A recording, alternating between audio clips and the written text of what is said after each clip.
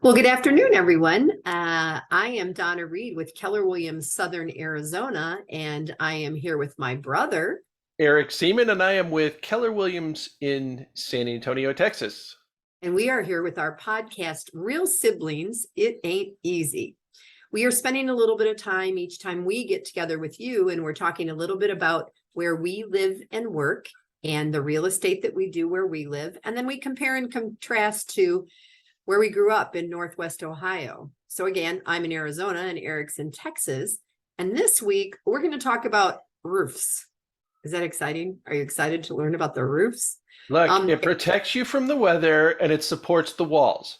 Good. So it's There a you go. stabilizer and it's a protector. There you Roofs go. are a good thing. Roofs are important to have. So if you're watching this, we did something a little bit different today, and we actually put a picture of a home behind us that is sort of normal for where we live. So Eric, where do you think we should start with this today? Well, I think if we're talking roofs, we got to go right back to you, because what is pictured behind me is what I'm used to seeing, which is slope. And what you have behind you, flat roof, that is not what we saw growing up. It is not what's here in San Antonio, probably the most uncommon. So how do you have so many flat roofs, and what kind of roof material in Arizona?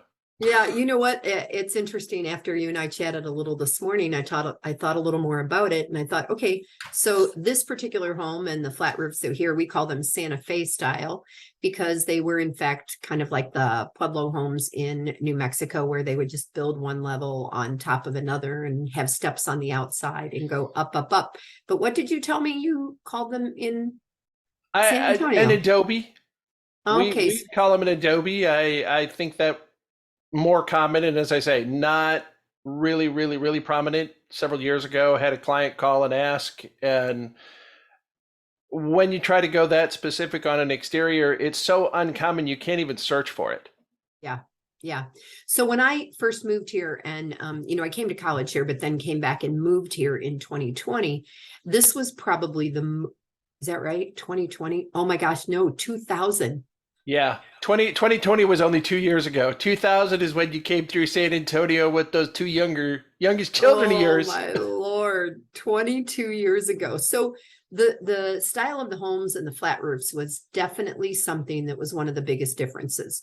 So if what we have is, first of all, they're not perfectly flat. If they were perfectly flat, the water would never drain off the roof. And contrary to popular belief, we do get rain now and then. As a matter of fact, just a few minutes ago, so we delayed our filming of this and broadcasting because of the rain.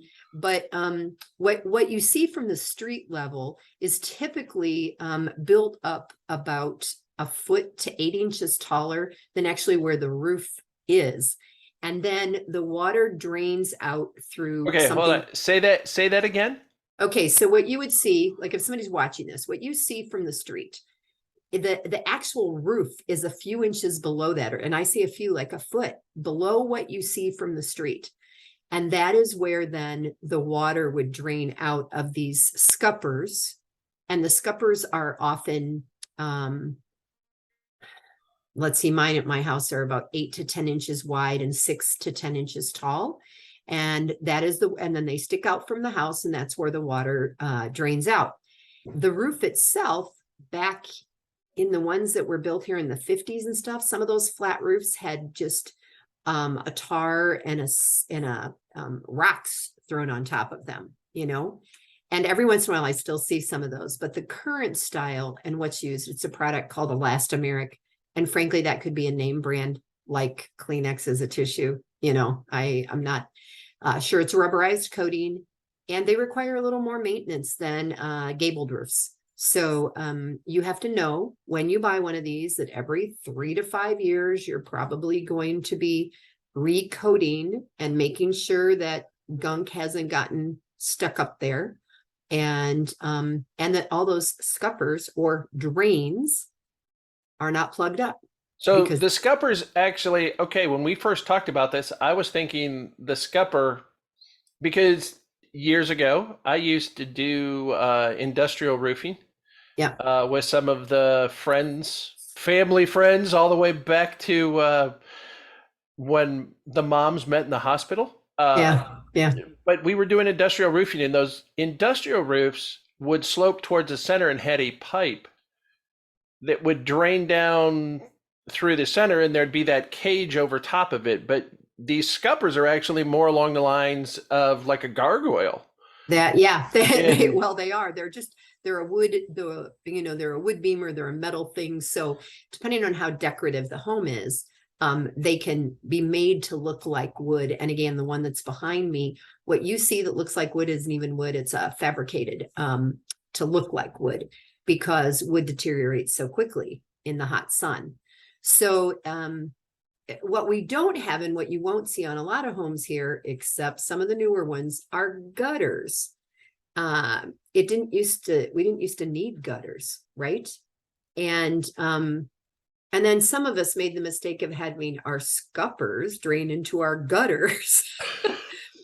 And that's a whole lot of stuff. And they got plugged up. So the flat roof is something that is kind of unique to I'm guessing to the Southwest, but I've seen some of these in Florida and California, but just certainly not the Midwest where we grew up, right?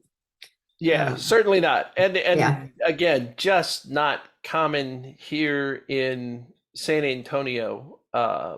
We're more temperate, but I mean, we have a lot of diversity in our roofs. As I was thinking about it and preparing for this, I mean, the predominant here is still probably composition shingles or asphalt shingles, as they're Okay. maybe known at, depending on what region of your country you're in.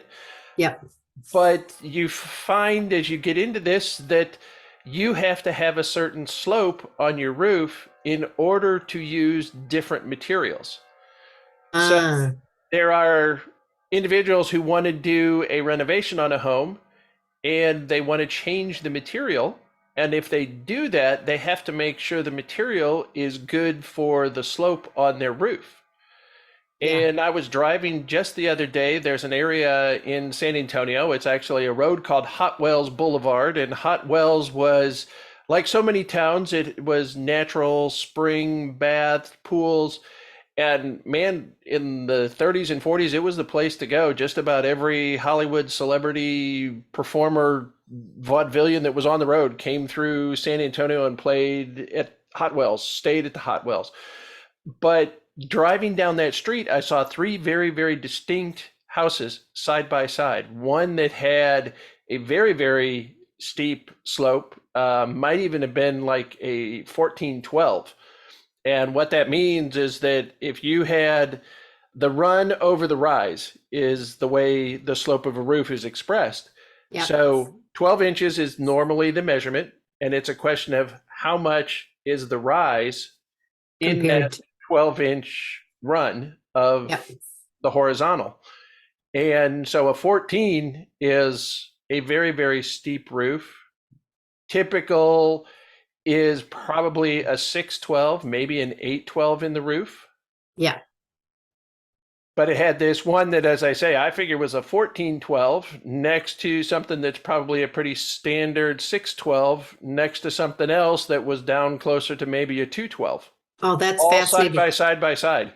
And you know what? Before I forget, I need to make it known that, of course, underneath this buildup, there's plywood. It isn't just like some sticky stuff slapped on a roof. It's plywood with a tar with the elastomeric. And when someone's walking on the roof, which I have mine checked twice a year, because as you and I discussed, also out here, many times the air conditioners or the swamp coolers, which were evaporative systems, were on the roofs. So if a roofer's walking around out here on a purported flat roof and it's spongy, chances are the plywood got wet, which meant they probably didn't seal it and coat it and do the maintenance that was needed, on a regular Are any basis. of the newer houses using metal decking? You know what? A little, but not tons and tons. I think I have seen and or shown. I don't think I sold it. Maybe one. I might have sold one with a metal, but not much. And our others, just like everybody else, are there are the composition shingles and then of course tiles. And you know that my house is half and half. I've got part flat and part, I have a vaulted roof with tile, which now I have to have redone because the underlayment is from 1979. And okay, so Yes. again, you said tile. What kind of tile? There's different. I mean, we use flat tiles, we use barrel tiles. So what kind of tile are you talking about? All of the above. The one that was used at my house isn't made anymore. So I'm looking for one that's a similar color because our subdivision wants it to be. So it needs to be that rusty ruddy color to go with our assorted tan homes, right? And it actually has a little curve to it, a little bit of a bubble, and then one kind of fits inside the other. So but And are when the those actually clay now, or are they yes, cement? clay. You No, still they're use clay tiles because a lot yeah. of them that when they do that in San Antonio, you're using cement. They're not using clay. Okay. Different material or Yeah. in putting it together. So Yeah. And it was, and you can get them in different colors now. And some of the newer homes have the flat ones. And they could be cement. And that might be something that I should check on in these new builds that are going yeah, up and seeing what they're using. So, but and in the past, and I don't know that this is true because as the quality of everything improves, we were told that okay, shingles had like a 20-year warranty and then tile had a 30-year warranty. So in me retiling my roof this year, I expect I do not have to do it again before I die. That's my thought. does that mean you're not planning on moving? You're not going to be a statistic? I don't know. I think I'll keep my place and maybe rent it out if I go anywhere else. So, the other thing, Aaron, that we were talking about, when you were talking about the slope, that I mentioned having been in Quebec and how they have super steep. So I don't know what the rise over the run would be there, but they have, and in the places where it snows a lot, they have like metal spikes that come up on the edge to help keep the snow from coming off in this massive piece and to break it up and to break up the ice. That was something that was interesting for me to see when I was north. And I would guess that our home in Lindsay, steeper than most anything that we've got down here. What do you think? Yeah, I think typical. We've described that house in Lindsay, the 2-story living area, and then a 3rd-story attic space, and it had the mansard roof. Yeah. The mansard roof had a much steeper slope. Some of the mansards, I think, even could be close to 18 to 20 inches. So a 2012, it would be that steep, but it would be very short because then it was capped off with a flat roof, which of course we just discussed wasn't really flat. There was a center point and it just slowly went to the edge, but it was enough of a slope that the water would gradually run off and not pool on top of the roof. Yeah. And yeah, wasn't that Dad used to, I think at some point it was rolled asphalt, and then he put the tar on top of it. He'd get like the silver paint wasn't it and the bucket and used to brush it. When we Huh? first was that first house or the first roof when Dad and Mom bought that house from the 1860s, wasn't that masonite shingles? Weren't they like a No, it was slate. oh slate? That's right. You're right. Yeah. The you're slate, correct. and as I remember it, it was actually 3 tones because Oh. typical with the mansard and the slate is you built in patterns because people could see it. Yeah. It was much more prominent because of this steep slope that it had. So it had a lighter gray was probably the dominant. The darker gray was the diamond pattern. And then in between each one of the diamonds that went the run of the entire roof line was a red tile. Okay. All right. So in San Antonio, so because you and I are doing video as we record this, I'm looking at the one behind you, and I told you it looked like kind of what I just saw in France because it's like an older limestone, and then you got the blue bonnets growing. But that one almost looks like a metal roof to me because of the way it's it does. It looks so much what I just saw. And it is a metal roof. And that house would not have been a metal roof when it was built. Okay. Very, very typical at the time, that house being built in the 1800s, it had wood shingles. And they were probably, or most likely, what we refer to as cypress shingles or bald cypress. along a lot of the South Texas rivers, there are these huge trees. The San Antonio River Walk and the San Antonio River is just covered with these giant bald cypress trees. And where I live in Bandera County, that was one of the main things that they did in the 1800s is they cut shingles and would take them into San Antonio to sell them. Oh, So they were hand interesting. making shingles and shakes, and it's hard to believe. Again, the drive that I do, well, I did today. I had to go out to the appraisal office today, and then into San Antonio, and that drive used to be a 3-week round trip. So the people would load their the people would load their carts, horse drawn, obviously. It took a week plus to get into downtown. They would sell their load. They'd buy what they needed for supplies and special stuff that they couldn't get out in the country or Yeah. grow, and then take that same 7 to 8 days to get back out to Bandera. So Wow. it was, and I did it in 45 minutes. What used to take 7 to 8 days. Wow. And of course, Wow. I didn't have to worry about Comanches. I didn't have to worry about bear and buffalo, Yeah. Yeah. mountain You don't, lions. you I don't mean, there's things think. about being here in the hill country that you, we're part of life. Yeah. And we've got some mountain lions that have been recently seen again out here. But the roof behind me then Yeah. upgraded and had the metal put on. And it was that actually, I don't even think is what would be typically referred to as a standing seam metal roof.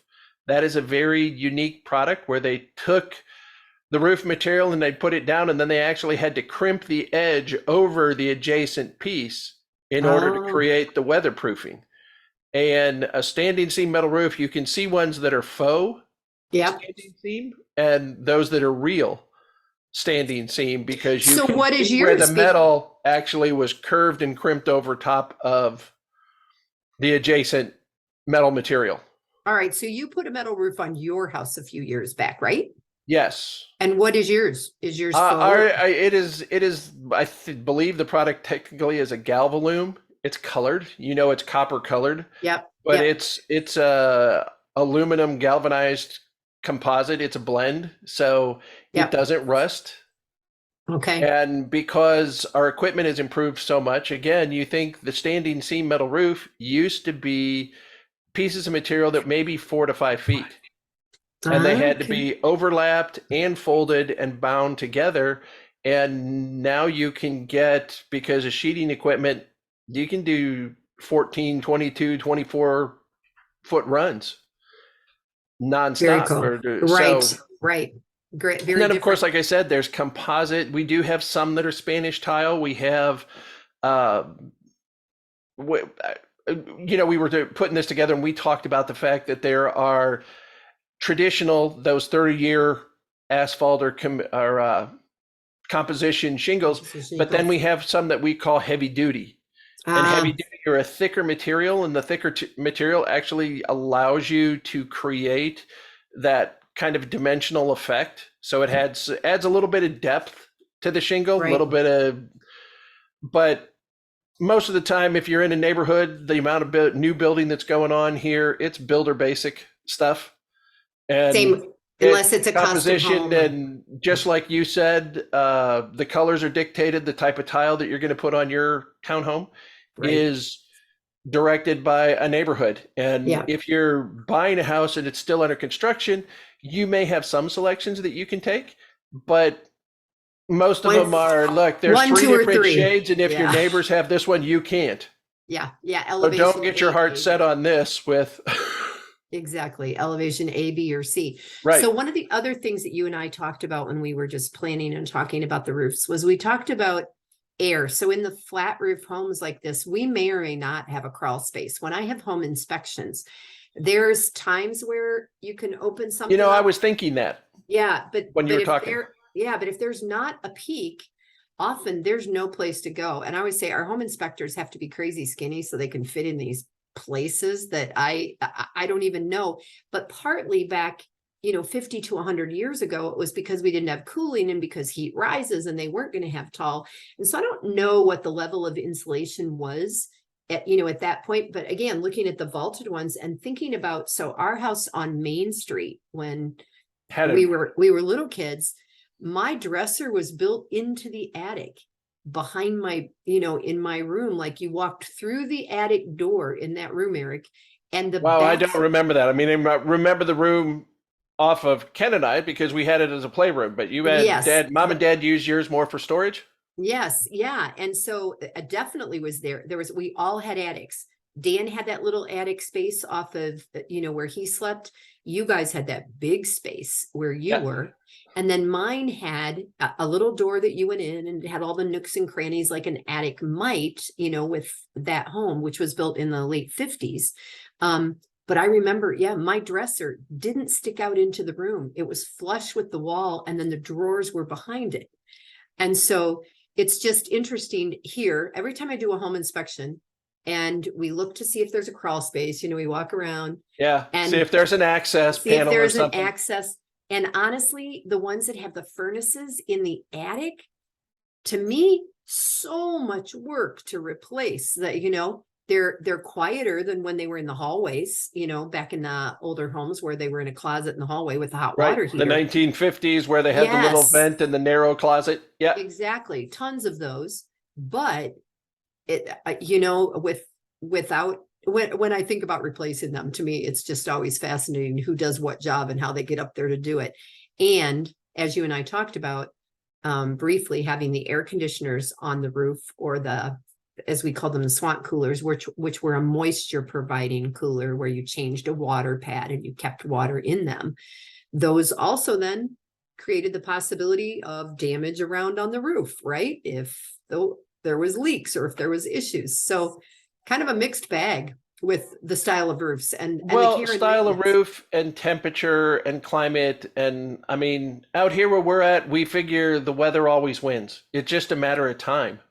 I mean, honestly, since we put the metal on, the metal has been fabulous, and it's been on now for 16 years on our house. Wow. And we haven't had an issue with it, aside from the fact that the winds blow hard enough. They lift the edge right on the edge of the roof during the winter blue northers, as they refer to them here in Texas. Oh, wow. And there's a strip of insulation or two that goes right there at the edge of the roof line on up in, and it lifts up, and those actually blow out. So occasionally I have to get the ladder and I have to get up and I stick those back in, and they're 2 or 3 thick. So it's not like you're creating a space, because we have that gap and it's prone to rodents.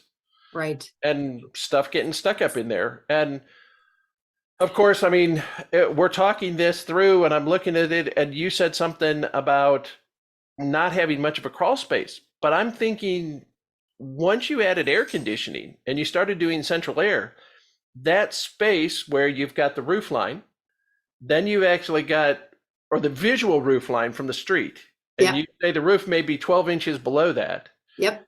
And then there's got to be 12 to 18 maybe inches in there, because that's where you're running your duct work for your air conditioning and some electrical, and then down from there. And so that's where your insulation goes. And I just heard your puppy, one of your puppies. Yes, one of the dogs in the dog alarm just went off, because it must be time for something. we are at the high-end studio. That's what we're doing here. So we're talking, and man, again, there's just so much more that we could go into and touch on. It's going to have to be another conversation in another episode, because we've talked about venting and soffits, and on a flat roof, you don't have soffits the same way we can on a roof that has a peak or a pitch to it, and that has that slope.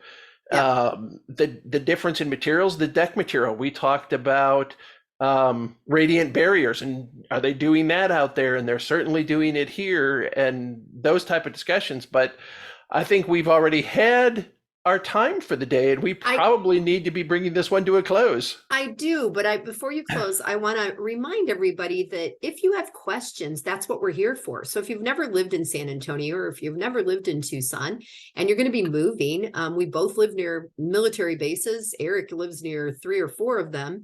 And, we know that people move all the time to places they're not familiar with. And that's why we're trying to expose you all to some of these things and answer your questions. Maybe Wow, that proactively. just sounded like a joke. That's why What? we're exposing ourselves. Oh, stop it. Sister. You're gonna take this out of the. Sister, I'm supposed to edit this part out. Oh, yeah. What is it? Progress, not perfection. Yeah, there you go. Progress, not perfection. Alrighty, so wrap it up for us, Eric. All right. Well, as Donna said and reminded you, thank you for joining us. Number one, taking your time and listening to us and joining us on this conversation, talking roofs today. And yes, it stabilizes and protects. And remember, as she indicated, we are both professional real estate advisors. We work in large metropolitan areas. We know and have knowledge about the industry. And beyond that, if you're looking somewhere else in the country or even around the world, we have access and resources to a global network of real estate professionals, and we can help connect you with someone we know and services their clients the same way we do. Exactly. So until next time, I'm Eric. And I'm Donna. And we are Real Siblings. Thanks, Bye, everybody. y'all.